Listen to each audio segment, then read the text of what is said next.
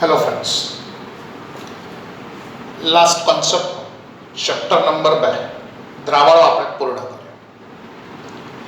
હવે આપણે રસાયણ વિજ્ઞાન પાર્ટ 2 નો ફર્સ્ટ ચેપ્ટર અને ઓર્ડરમાં વાત કરીએ તો 10મું ચેપ્ટર કાર્બનિક રસાયણ ઓર્ગેનિક કેમિસ્ટ્રીની શરૂઆત કરીશું, જેમાં હેલો આલ્કેન અને હેલો એરિન સંયોજનોનો અભ્યાસ તમારે 10મા ચેપ્ટરમાં કરવાનો છે.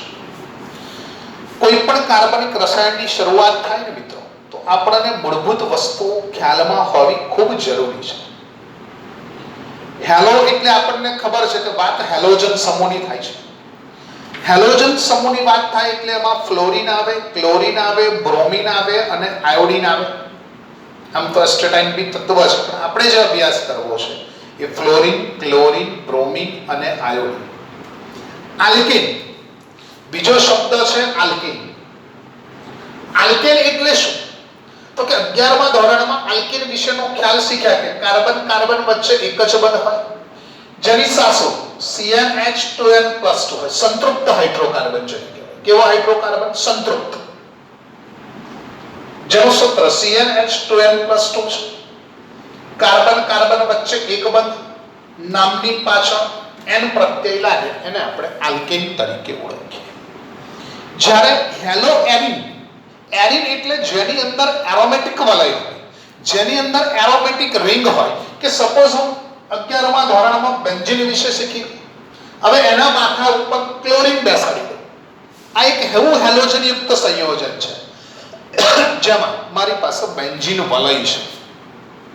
આવા સંયોજનો કે જેમાં એરોમેટિક વલયો આવતા હોય, હેલોજન પરમાણુ જોડાયેલા હોય, એને હેલો એરિન તરીકે ઓળખીએ છીએ. હેલો આલ્કેનમાં કે જેમાં આ પ્રકારની લાક્ષણિકતા હોય. હા, આપણે જે સમજવાનું છે, આપણે જે શીખવાનું છે, એમાં તો દ્વિબંધવાળા સંયોજનો હોઈ શકે, ત્રિબંધવાળા સંયોજનો હોઈ શકે. પણ પ્રશ્ન એ છે કે હેલો આલ્કેન અને હેલો એરિન સંયોજનોની અભ્યાસની એટલી જરૂર કેમ છે? શું આપણા વ્યવહારુ જીવનમાં એનું કોઈ મહત્વ છે? આપણી આસપાસના રોજિંદા રસાયણ વિજ્ઞાનમાં હેલો એરિન કે હેલો આલ્કેન સંયોજનો કોઈ આડકતરી રીતે જોડાયેલા છે? તો કે હા. એક પ્રશ્ન એવો પૂછવામાં આવે તો મેલેરિયા માટે વપરાતી ક્લોરોક્વિન, મેલેરિયા માટે વપરાતી ક્લોરોક્વિન, એ ક્લોરોક્વિનમાં ક્લોરીન સમૂહ છે. તો એ ક્લોરીન સમૂહ મેલેરિયાના ઉપચાર માટે વપરાતી ડ્રગ્સ એટલે કે ઔષધોમાં ઉપયોગી છે. એ સિવાય ક્લોરોઅમ્ફેનિકોલ જેવી એન્ટીબાયોટિક છે. એ સિવાય DDT જેવા જંતુનાશકોની બનાવટમાં છે. DDT જે છે, પછી બેન્ઝીન હેક્સાક્લોરાઇડ છે, BHC જેને કહેતા હતા, એ બધાની અંદર ક્લોરીન સંયોજન છે.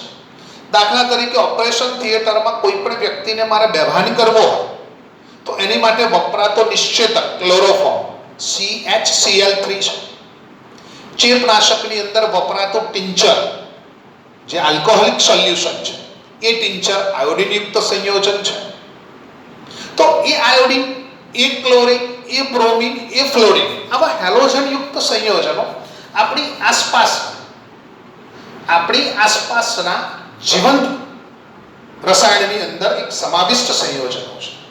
દાખલા તરીકે હમણાંની જ વાત કરું તો કોરોના માટે ડિસઇન્ફેક્ટન્ટ્સ માટે સેનિટાઇઝેશન કરવામાં આવે છે. સેનિટાઇઝેશનમાં વપરાતું રસાયણોમાંનું એક રસાયણ છે સોડિયમ હાઇપોક્લોરાઇટ. કયું છે? સોડિયમ હાઇપોક્લોરાઇટ, NaOCl, જેમાં ક્લોરીન છે. તમે ક્લોરીનની ટીકડીનો ઉપયોગ પણ પાણીને જંતુમુક્ત કરવા માટે કરી શકો છો. તો આ બધી જ લાક્ષણિકતાઓ, આ બધા જ મહત્વતાઓ, આ બધી જ વાર્તાઓ એ હેલોજનની આસપાસ સંકળાયેલી છે. એમાંના કેટલાક એરોમેટિકમાં છે તો કેટલાક એલિફેટિકમાં છે. તો એના સંદર્ભમાં આપણે આ ચેપ્ટરનો અભ્યાસ કરવાનો છે. કયા પ્રકારમાં હેલોજનને વર્ગીકૃત થાય છે, એ વર્ગીકરણ કર્યા પછી બીજો મુદ્દો આવે, એની બનાવટો કઈ રીતે કરશું, બનાવટો પછી એની મહત્વતા કઈ રીતે જઈશું, એમાં જુદી જુદી થતી વિવિધ રાસાયણિક પ્રક્રિયાઓ કેવા પ્રકારની હશે, એની ક્રિયાવિધિ શું હશે, એ બધો જ વિસ્તૃત અભ્યાસ કરવાનો છે. 11મા ધોરણમાં રાસાયણિક પ્રક્રિયાઓના પ્રકાર વિશે પણ શીખી ચૂક્યા છો. ફરી એક વખત રિવાઇઝ કરી દો. ઓર્ગેનિક કેમિસ્ટ્રી લખીને તૈયાર કરશો તો જ આવડશે. પણ આપણા માઇન્ડમાં એના બેઝિક કોન્સેપ્ટ ક્લિયર હોવા જોઈએ. 11માં આપણે એક શીખેલા વિસ્થાપન, બીજો એક શીખેલા યોગશી, ત્રીજો એક શીખેલા પુનઃવિન્યાસ અને ચોથી એક નાનકડી પ્રક્રિયાનો ખ્યાલ મેળવેલો વિલોપ. ચાર પ્રક્રિયાઓની જરૂર આમાં છે જ એવું નથી, પણ આપણને થોડો ઘણો ખ્યાલ છે કે ચલો વિસ્થાપન એટલે શું. તો કે વિસ્થાપન એટલે એક સમૂહના સ્થાન ઉપર બીજા સમૂહનું જોડાવું, એને હું વિસ્થાપન કહીશ. એકના સ્થાન ઉપર બીજાનું જોડાવું. યોગશીલ એટલે શું? તો કે પાયબંધનું તૂટવું. વિસ્થાપન એટલે એકના સ્થાને બીજાનું જોડાવું. યોગશીલ એટલે પાયબંધનું તૂટવું અને અણુનું ઉમેરાવું. પુનઃવિન્યાસ એટલે માત્ર સંયોજનોમાં પરમાણુઓની શું થાય? પુનઃ ગોઠવણી. પુનઃરચનામાં કોઈ બહારથી અંદર નહીં આવે અને અંદરથી કોઈ બહાર નહીં જાય. વિલોપ. વિલોપન એટલે શું? તો કે અણુનું વિલોપ એટલે દ્રશ્ય થવું, અણુનું દૂર થવું અને પાયબંધનું બનવું. આ પ્રક્રિયાને હું શાના તરીકે વ્યાખ્યાયિત કરું? વિલોપ. કોઈક જગ્યાએ આમાં વિસ્થાપન આવે, કોઈક જગ્યાએ યોગશીલ શબ્દ આવે, કોઈક જગ્યાએ પુનઃવિન્યાસ શબ્દ આવે કે કોઈક જગ્યાએ વિલોપન આવે. એટલે મારા માઇન્ડમાં તરત જ ક્લિક થવું જોઈએ કે વિસ્થાપન એટલે શું કરવાનું? તો કે એકના સ્થાન પર બીજાને જોડી દેવાનું. વિલોપન એટલે શું કરવાનું? તો કે અણુને દૂર કરી પાયબંધનું નિર્માણ કરવાનું. વિલોપન એટલે અણુને દૂર કરી પાયબંધ. યોગશીલમાં શું કરવું? તો કે ભાઈ પાયબંધને તોડી અણુ જોડી દો.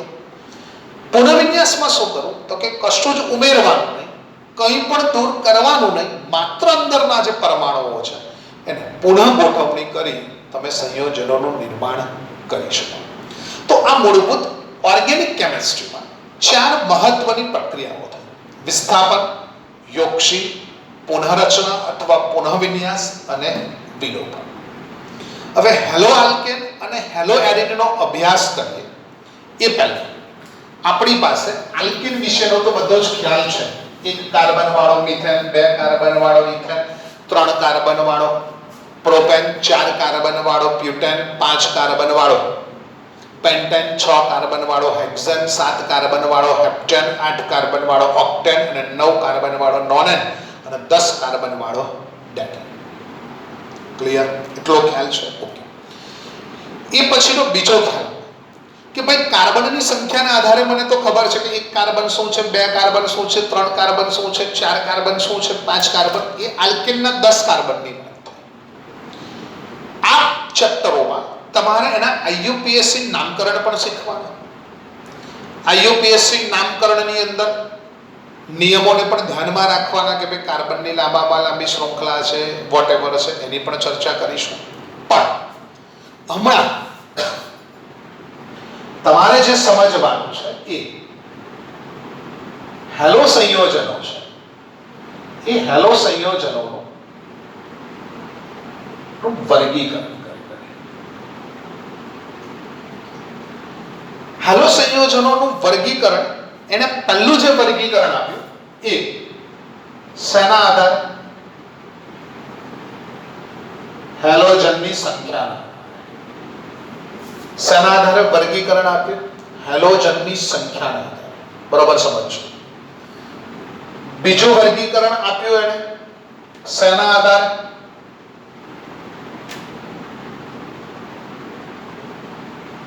સંકર્ણના પ્રકાર.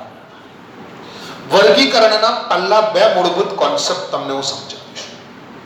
હેલોજનની સંખ્યાના આધારેનું વર્ગીકરણ. કોના આધારે? હેલોજનની સંખ્યા. જો સંયોજનમાં એક જ હેલોજન હોય તો આપણી માટે મોનોહેલાઇડ અથવા તો હેલાઇડ કહેવાય. જો એમાં 2 હેલોજન હોય તો એને આપણે ડાયહેલાઇડ કહી શકીએ. 2 કે 2 કરતા વધુ હોય, 3 હોય કે એનાથી પણ વધુ થતા હોય તો એને તમે પોલીહેલાઇડ કહી શકો. અહીંયા પોલીહેલાઇડની શરૂઆત થાય. મોનોહેલાઇડ, ડાયહેલાઇડ, ટ્રાયહેલાઇડ આવા વર્ગીકરણ અને હેલોજનની સંખ્યાને આધારે આપે. એ એલિફેટિકમાં પણ હોઈ શકે, એરોમેટિકમાં પણ હોઈ શકે. બધા જ ઉદાહરણ સાથે આપણે સમજીશું. બીજું વાત છે સંકરણના પ્રકાર. તો કે સંકરણ એટલે શું એ ખબર છે? 11મા ધોરણના ચોથા ચેપ્ટરમાં સંકરણની પરિભાષા છે કે બહુ ઓછો શક્તિનો તફાવત ધરાવતી, બહુ ઓછો શક્તિ તફાવત ધરાવતી બે કે તેથી વધુ પરમાણુકીય કક્ષકો એકબીજા સાથે સંમિશ્રણ પામીને સમાન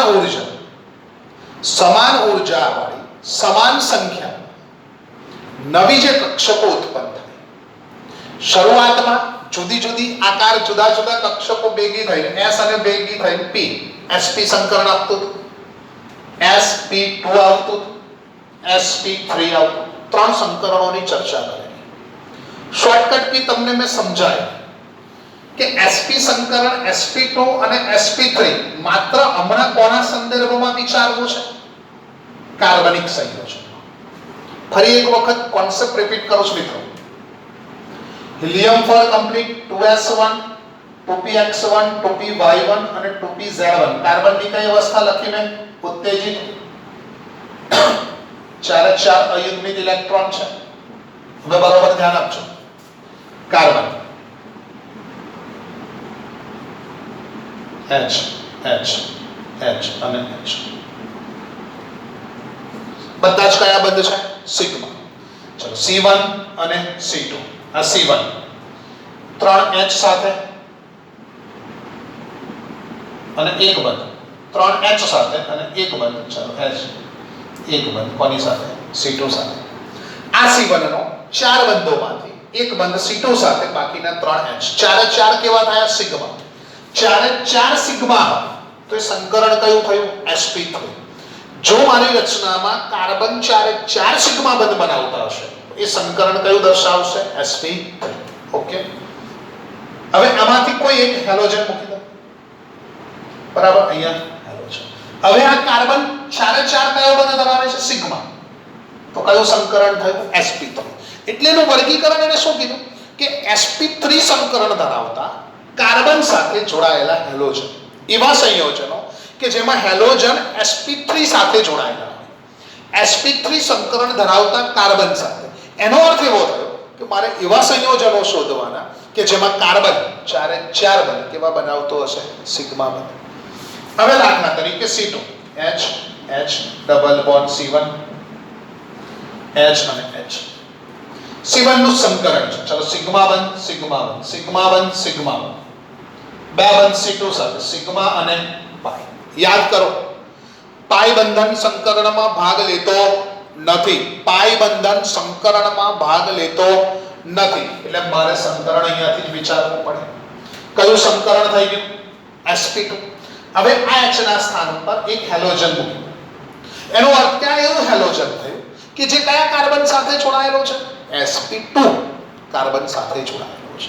દાખલા તરીકે sp2 ની વાત આવે એટલે એ કાર્બન પાસે 3 સિગ્મા અને એક પાઈ બંધ હોવા જોઈએ. અને sp ની વાત આવે તો 2 સિગ્મા અને 2 પાઈ.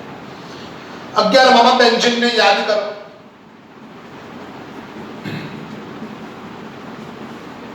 ચલો બેન્ઝીન ને યાદ કરો. યાદ આવે છે? હવે આમાં તમે કોઈ પણ કાર્બનની રચના જોઈ લો. દરેક કાર્બન 3 સિગ્મા અને 1 પાઈ. એનો અર્થ બધા જ કાર્બનોનું સંકરણ કયું છે? sp2. અહીંયાથી H જાય અને શું જોડાઈ જાય? C. તો આ એવું હેલોજન સંયોજન થયું કે જેમાં કાર્બનનું સંકરણ કયું થઈ ગયું? sp2. sp2 આવે એટલે એ કાર્બન પાસે પાઈ બોન્ડિંગ હોવું જોઈએ અને sp3 આવે તો બધા જ બંધો કેવા હોવા જોઈએ? સિગ્મા બોન્ડિંગ હોવું જોઈએ. એના આધારે આપણે હેલોજન સંયોજનોનું મૂળભૂત રીતે વર્ગીકરણ કરીશું. હમણાં વર્ગીકરણ દરમિયાન આપણે કોઈ પણ સંયોજનનું નામ નહીં લખીએ, ખાલી વર્ગીકરણ સમજીશું.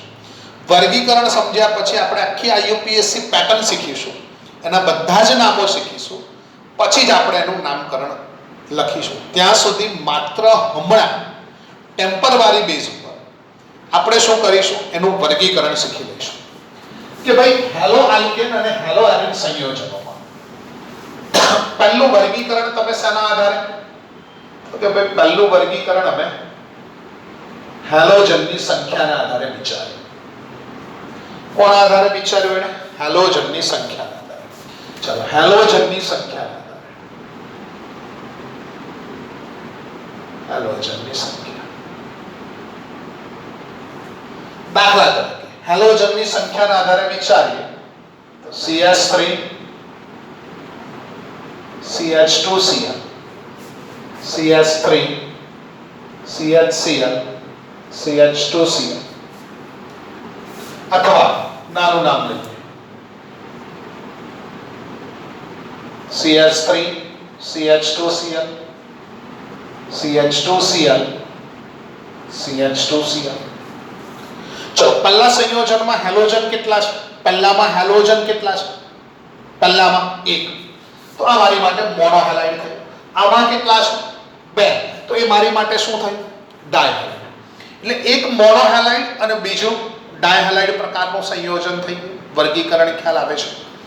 મોનોહેલાઇડ અને ડાયહેલાઇડ. નામ લખવું છે, ના વડે ગભરાશો નહીં. નામ આપણે બધા શીખીશું. 1 ક્લોરોઇથેન 1 2 કેટલા છે? 2. 2 માટે કયો શબ્દ વપરાય? ડાય.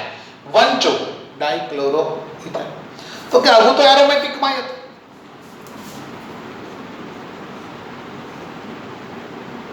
અગિયારમાં ધોરણમાં ક્લોરોબેન્ઝીન. બાજુનું સ્થાન ઓર્થો, મેટા અને પેરા યાદ આવે છે. ઓય મમ્મી પપ્પા. ઓર્થોમાં Cl જોડાયો, ઓર્થો ડાયક્લોરોબેન્ઝીન. એવી જ રીતે બિલકુલ સામેનું સ્થાન એટલે કયું? પેરા. તો એને કીધું પેરામેરિક ક્લોરોબેન્ઝીન. તો આ બધા મારી પાસે ડાયહેલાઇડ સંયોજનો છે. મોનોહેલાઇડ, ડાયહેલાઇડ, એવા પોલીહેલાઇડ પણ હોય. પોલીહેલાઇડ એટલે 2 કે 2 કરતા વધુ. દાખલા તરીકે CHCl. ચાલો કેટલા હેલોજન છે? 3. ક્લોરોફોર્મ. ક્લોરોફોર્મ નોર્મલી નિશ્ચેતક તરીકે વપરાય છે. એ સિવાય CCl4 કાર્બન ટેટ્રાક્લોરાઇડ કે જેની અંદર 4 હેલોજન. એ સિવાય જો યાદ દેવડાવો બેન્ઝીન હેક્સાક્લોરાઇડ જેને BHC અથવા ગેમેક્ઝીન તરીકે ઓળખતા હતા, 6 ક્લોરીન છે. આ પ્રકારના જે બંધારણો છે, આ બધા જ બંધારણો પોલીહેલોજનમાં આવે. એક સંખ્યા હોય, 2 હેલોજન હોય, 3 હોઈ શકે, 4 હોઈ શકે, 6 સુધી પણ હોઈ શકે. અસંખ્ય હેલોજન એની પાસે જોડાયેલા હોય. આ બધા હેલોજનની સંખ્યાના આધારે વર્ગીકૃત થયા. આ બધા એલિફેટિક પ્રકારના, ચક્રીય પ્રકારના અને એરોમેટિક પ્રકારના સંયોજનો થયા. તો આ એક બેઝિક વર્ગીકરણ જે કર્યું આપણે, એ બેઝિક વર્ગીકરણ માત્ર ને માત્ર સંખ્યાના આધાર ઉપર આપણે કર્યું. હવે એનું જે મેઇન છે એ મુખ્ય વર્ગીકરણ છે. એ મુખ્ય વર્ગીકરણ શેના આધારે છે? તો કે મુખ્ય વર્ગીકરણ હાઇબ્રિડાઇઝેશન શેના આધારે? સંકરણના આધારે છે. સંકરણના આધારે પહેલું સંકરણ છે sp3. કયું સંકરણ? sp3. અને બીજું વર્ગીકરણ જે આવે છે એ કયું આવે છે? sp2. બે જ વર્ગીકરણ. sp3 સંકરણ ધરાવતા કાર્બન સાથે હેલોજન જોડાયેલા હોય. આનો કોન્સેપ્ટ શું? CX જેમાં કાર્બનનું સંકરણ શું હશે? sp3. માઇન્ડ સેટઅપ કરી લેવા, બધા ઉદાહરણો ગોખવાના નથી. sp2 એવા કાર્બન સાથે હેલોજન કે જેનું સંકરણ કયું હશે? sp2. હવે આપણે પહેલો ભાગ વિચારીએ. કયા સમૂહની વાત કરીએ? એલિફેટિક. એલિફેટિક એટલે આલ્કેન સંયોજન. આલ્કેન બરાબર ધ્યાન આપજો. CH3 CH2 CH2 CH2X 1. બીજું CH3 CHX CH2 CH3. ત્રીજું CH3 ખ્યાલ આવે છે? CH3 X અને CH3. એલિફેટિક એટલે કે જેમાં હેલોજન જે જોડાયો છે એ બધા કાર્બન સરળ શૃંખલામાં હોવા જોઈએ, શાખીય શૃંખલામાં, આલ્કેન પ્રકારના સંયોજન જેમાં દરેક કાર્બન 4 સિગ્મા બંધ બનાવે છે. એટલે દરેક કાર્બન સાથે જે હેલોજન જોડાયો છે એ કયા પ્રકારના કાર્બન સાથે કહેવાય? sp3 સાથે જોડાયેલો એલિફેટિક, એટલે જેમાં આલ્કેન શૃંખલાઓ આવતી હોય. હવે આમાં ત્રણ ભાગ પડ્યા. એલિફેટિક હેલાઇડમાં આપણી પાસે કેટલા પાર્ટ પડ્યા? ત્રણ. કઈ રીતે? તો કે આમાં એક હેલાઇડનું વર્ગીકરણ થયું. પ્રાથમિક પ્રાઇમરી હેલાઇડ, દ્વિતીયક સેકન્ડરી હેલાઇડ, તૃતીયક ટર્શરી હેલાઇડ. ત્રણ ભાગ. પ્રાથમિક હેલાઇડ એટલે શું? દ્વિતીયક હેલાઇડ એટલે શું? અને તૃતીયક હેલાઇડ એટલે શું? તો કે જે કાર્બન પર હેલોજન જોડાયો છે, આપણે એને જ ટાર્ગેટ બનાવવાનો કે જે કાર્બન પર હેલોજન જોડાયો હોય. ત્રણે ત્રણ. ઓકે, પહેલું ઉદાહરણ જો. બરાબર, કે જે કાર્બન પર હેલોજન જોડાયો છે એ કાર્બન સીધે સીધો બીજા કેટલા કાર્બન સાથે જોડાયેલો છે? સ્ટ્રેટ ફોરવર્ડ બીજા કેટલા કાર્બન સાથે જોડાયેલો છે? તો કે આ કાર્બન બીજા એક જ કાર્બન સાથે જોડાયેલો છે ને? ખ્યાલ આવે છે? જો જે કાર્બન પર હેલોજન હોય અને એ બીજા એક જ કાર્બન સાથે જોડાયેલો હોય તો એ આપણી માટે કયો હેલાઇડ થઈ જાય છે? પ્રાઇમરી અથવા તો પ્રાથમિક હેલાઇડ થઈ છે. જે કાર્બન સાથે સીધે સીધો હેલાઇડ જોડાયેલો હોય એ આપણી માટે પ્રાઇમરી કે પ્રાથમિક હેલાઇડ તરીકે વ્યાખ્યાયિત થાય છે.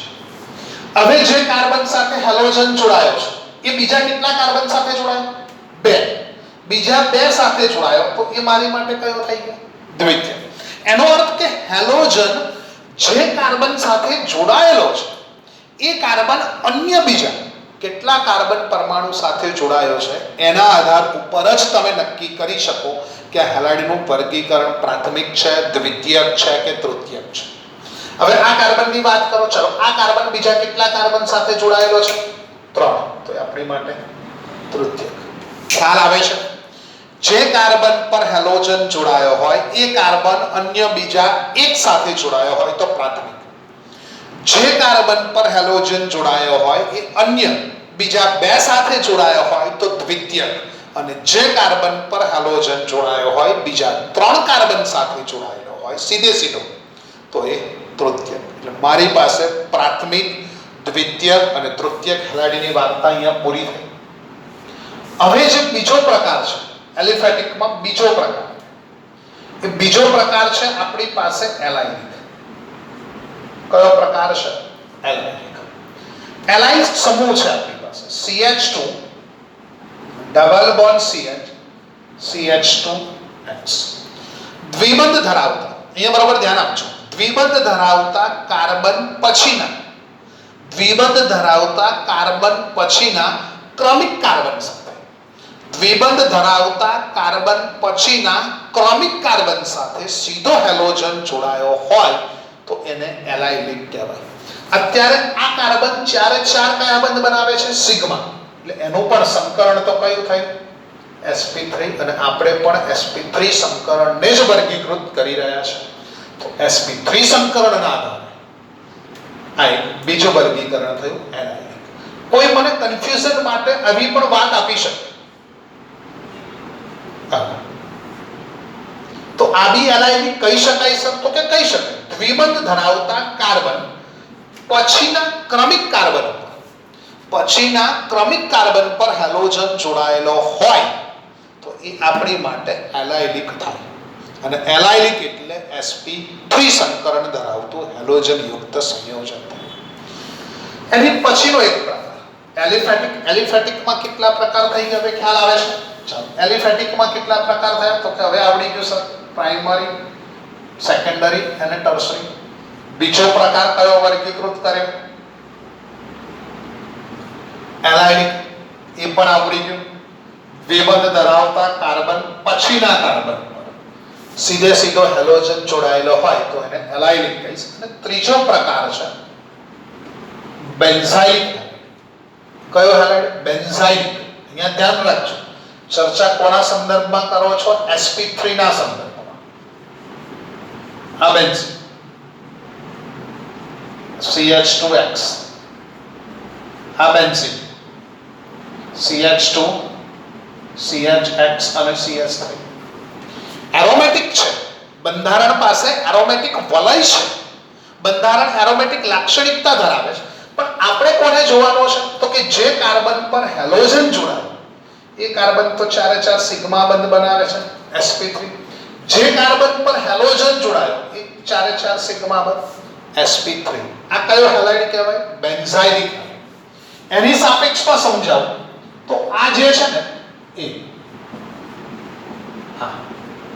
કે જેમાં બધા જ કાર્બન sp2 ની લાક્ષણિકતા ધરાવે આને શું કહેવાય? Aromatic halide. બંને વચ્ચેનો ડિફરન્સ સમજો. આમાં જે કાર્બન પર હેલોજન જોડાયો છે એનું સંકરણ કયું છે? sp2. આમાં જે કાર્બન પર હેલોજન જોડાયો છે એનું સંકરણ કયું છે? sp3. આપણે એને સંકરણના આધારે વર્ગીકૃત કરીએ છીએ. તો આ બેન્ઝાઇલિક શેમાં આવે? sp3 માં. એરોમેટિક શેમાં આવે? sp2 માં. હજી હું નામકરણનો કોઈ ભાર આપતો નથી. ફર્સ્ટ પ્રાયોરિટી ફ્રેન્ડ્સ આપણી એ છે કે આપણને હેલોજનના પ્રકારનો સંપૂર્ણ ખ્યાલ હોવો જોઈએ.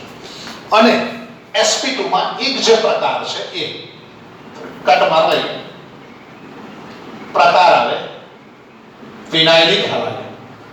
કયો પ્રકાર આવે? વિનાઇલ. વિનાઇલનો અર્થ એવો થયો કે દ્વિબંધ ધરાવતા કાર્બન સાથે સીધો જ halogen CH2 double bond CH. બે વચ્ચેનો ડિફરન્સ સમજી લેજો. વિનાઇલિક અને એલાઇલિક. દ્વિબંધ ધરાવતા કાર્બન પછીના ક્રમિક કાર્બન પર હેલોજન એલાઇલિક. દ્વિબંધ ધરાવતા કાર્બન પર જ હેલોજન વિનાઇલિક. અને આ રીતે પણ વ્યાખ્યાયિત કરીશું.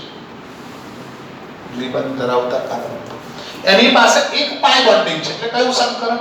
sp2. આની પાસે પણ એક પાઈ છે. કયું સંકરણ? sp2. તો sp3 અને sp2 સંકરણને આધારે આપણે એને વર્ગીકરણમાં શીખ્યા. આમાં મેં કોઈ નામકરણ તમને શીખવાડ્યું નથી. નામકરણ આપણે બિલકુલ પાયાની પદ્ધતિથી જ શીખવાનું છે. પણ હેલોજન સંયોજનની વાત આવે તો શરૂઆતમાં તમને સમજાય કે વ્યવહારમાં હેલોજન આપણને રોજિંદા જીવનમાં રસાયણ વિજ્ઞાન સાથે હેલોજન કેવી રીતે સંકળાયેલું છે. નંબર 1. બીજી વાત કરું તો કે હેલોજનની જે વાત કરીએ છીએ એ હેલોજન સંયોજનો જે છે એને સમજતા પહેલા મારે એનું વર્ગીકરણ શીખવું પડે. આપણી પાસે પહેલું વર્ગીકરણ આવ્યું સંખ્યાના આધારે.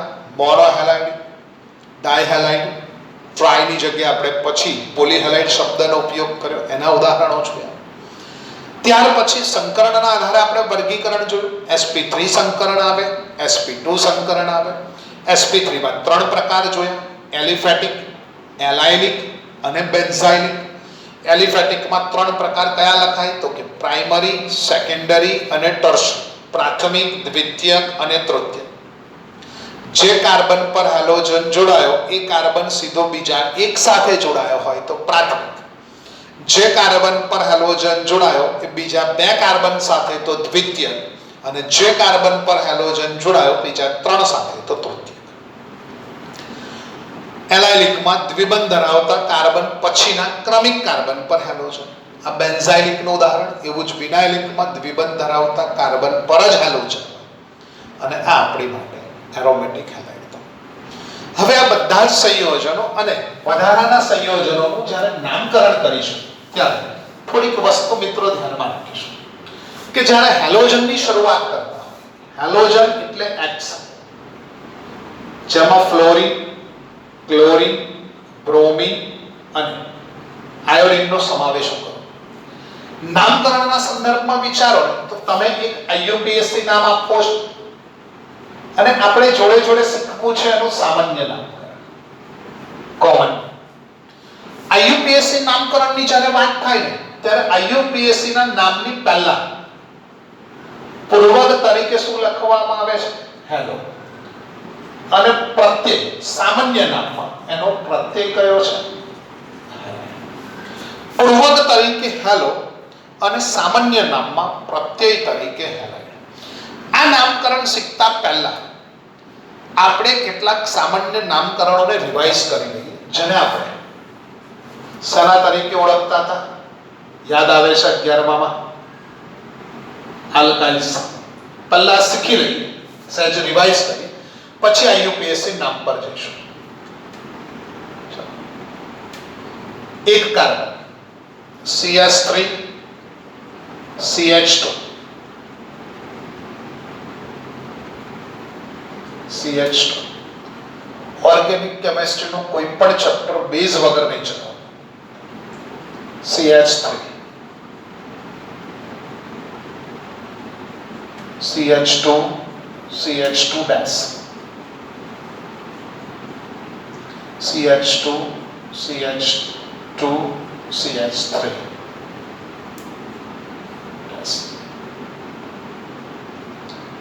હજી કોઈ ગોઠવણી? તો કે હજી ગોઠવણી તો છે, વિચારો સર, વિચાર લઈએ. CH2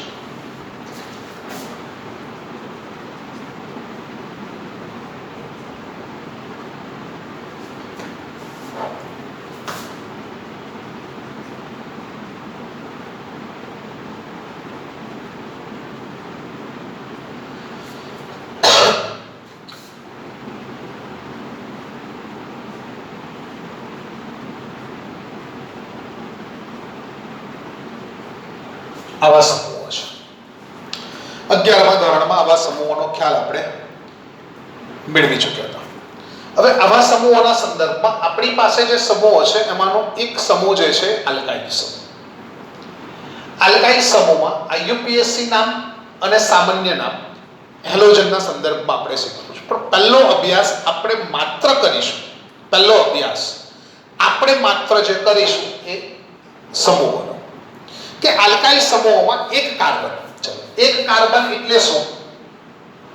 મિથાઇલ સમૂહ, આને કહીએ ઇથાઇલ, આનું નામ આપવું હોય તો પ્રોપાઇલ. 3 કાર્બન છે એટલે પ્રોપાઇલ, આનું 3 કાર્બન છે તો પ્રોપાઇલ. તો કે ઉભારો છે, બંનેને સેમ નામ કેવી રીતે આપશે? એને વર્ગીકૃત કેવી રીતે કર્યું? તો કે સરળ શૃંખલામાં છે. આગળ શું લખી દીધું? N propyl. 11માના ચોપડામાં જો બધું લખાયેલું હશે N પ્રોપાઇલ.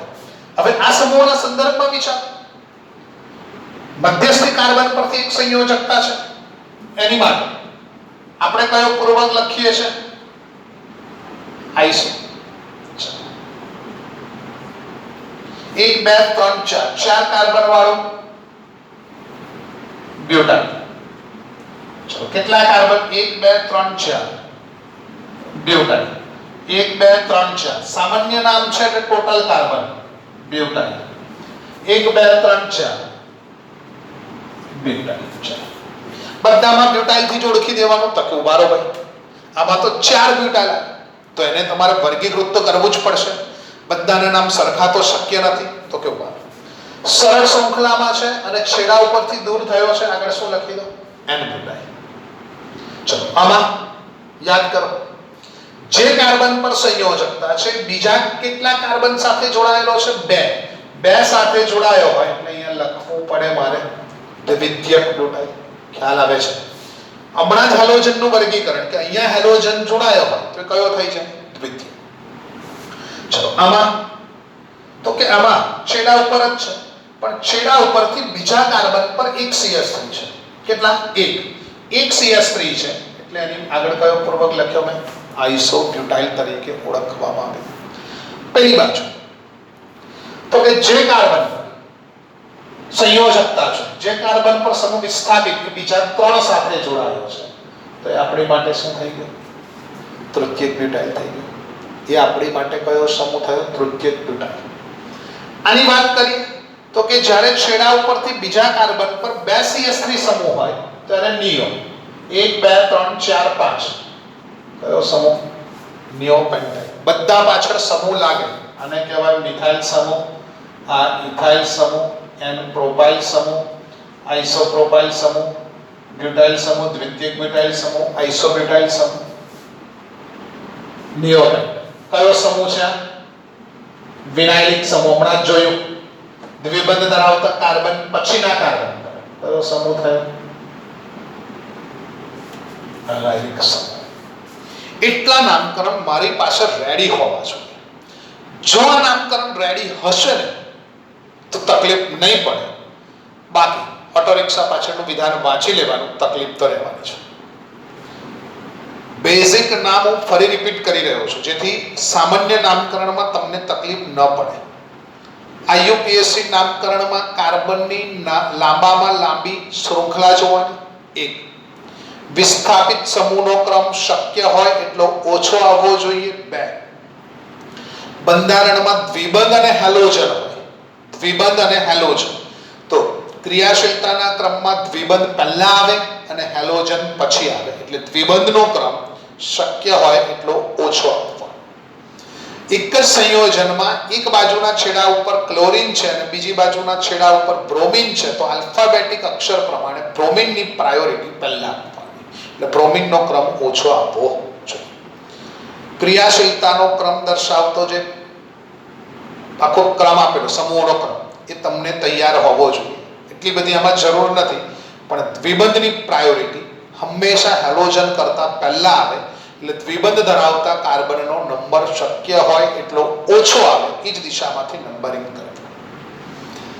લાંબામાં લાંબી શૃંખલા પસંદ કરવી, વિસ્થાપિત સમૂહનો નંબર ઓછો આપવો જોઈએ, એ જ બાજુથી નંબરિંગ કરવાનું, અને એક જ સંયોજનોમાં એક બાજુના છેડા ઉપર બ્રોમિન છે અને બીજી બાજુના છેડા ઉપર ક્લોરીન છે, તો આલ્ફાબેટિક અક્ષરોમાં બ્રોમિન પહેલા આવે એટલે બ્રોમિનનો ક્રમ ઓછો આપવાનો અને ક્લોરીનનો ક્રમ પછી જોવાનો, એ દિશામાં આપણે ક્રમાંક આપીશું.